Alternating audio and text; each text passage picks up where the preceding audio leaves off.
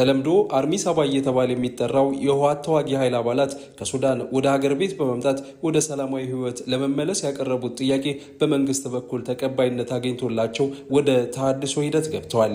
እነዚህ ከ500 የሚበልጡት የቀድሞ ተዋጊዎች የቀድሞ የመከላከያ ሰራዊት አባላት የነበሩ እንዲሁም በሰሜኑ ጦርነት ወቅት ህወሓትን በመደገፍ ሲዋጉ የነበሩ ናቸው።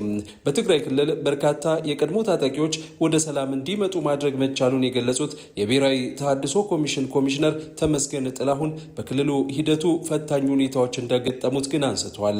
የታጣቂዎቹ ወደዚህ ሂደት መምጣትም አዲስ የሰላም ተስፋን የጫረ መሆኑን ገልጸዋል። እስከ ዛሬ ድረስም በትግራይ ክልል ከ63,000 በላይ የቀድሞ ተዋጊዎች በተለይም ደግሞ እንደ ዲዲአር መርህና እንደ ፕሪቶሪያው የግጭት ማቆም ስምምነት መሰረት ቅድሚያ ለሚሰጣቸው ለሴቶች፣ አካል ጉዳት ላስተናገዱ የቀድሞ ተዋጊዎች ቅድሚያ በመስጠት ከፍተኛ የሆነ ሪሶርስ በማፍሰስ ስራውን ሲሰራ ቆይቷል።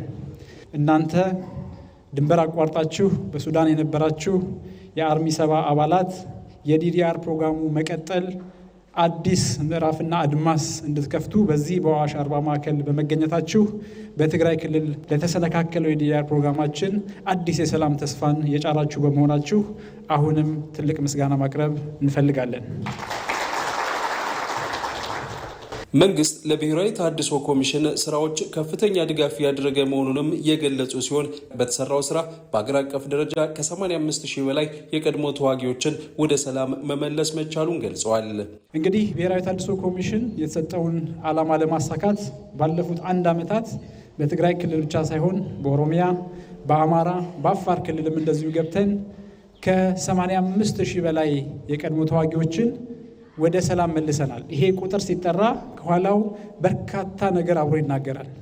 ከ85,000 የቀድሞ ተዋጊዎች ጀርባ የተሰበሰቡ በማህበረሰብ ውስጥ ግጭትን ሊያፋፍሙ የነበሩ በርካታ ቀላል ከባድ መሳሪያዎች እንዲሰበሰቡ ተደርጓል። የቀድሞ ተዋጊዎች በዲሞቢላይዜሽን የተሃድሶ ሂደት ሲያልፉ ለህይወት የሚሆናቸውን የተሃድሶ የስልጠና ሂደት እንዲያገኙ ተደርጓል። ስራ ፈጥረው ማህበረሰባቸውን የሚያግዙባቸው የክህሎት ስልጠናዎችንም በተወሰነ ደረጃ እንዲያገኙ አድርገናል።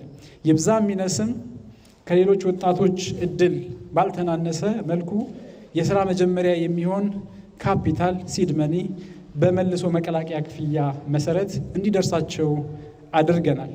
ይህም ከጦርነት ለወጣ ትልቅ ተስፋ በፊት ለፊቱ ለተደቀነ ወጣት ቀላል የሚባል ድጋፍ ነው ብለን አናስብም። በመከላከያ ሚኒስቴር የሰው ሀብት ዋና መምሪያ ኃላፊ ሌተናል ጀነራል አጫሉ ሸለመ በበኩላቸው ለዘላቂ ሰላም በሚል መንግስት ብሎም ተቋሙ የተለያዩ ውሳኔዎችን መወሰናቸውን ገልጸዋል።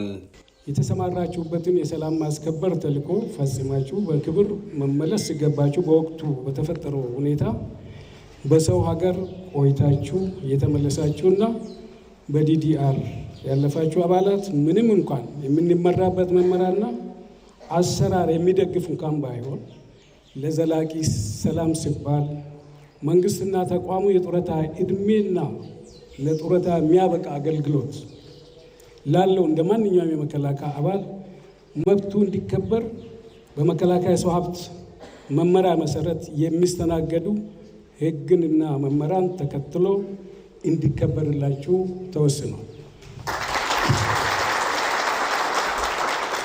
ከዚህ በመነሳት ተገቢው ማረጋገጫ ከብሔራዊ ተሃድሶ ኮሚሽን የተሰጣችሁ ብቻ ያቀረባችሁትን ጥያቄ እንደ ሰው ሀብት አመራር ዋና መምሪያ አንድ በአንድ በማየት በመከላከያ ሰራዊት አዋጅ፣ የመከላከያ አስተዳደር ደንብና የመከላከያ ሰው ሀብት መመሪያን በተከተለ አካሄድ ብቻ ጥያቄዎቹ የሚመለሱ መሆኑን ላረጋግጥላችሁ ይፈልጋለሁ። በቀጣይ በመንግስትና በታጣቂ ኃይሎች መካከል በሚደረሱ ስምምነቶች መሰረት ለሚመጡ ሁሉ ምላሽ ለመስጠት ተቋሙ ዝግጁ መሆኑንም ሌተናል ጀነራል አጫሉ ሸለመ አስታውቀዋል።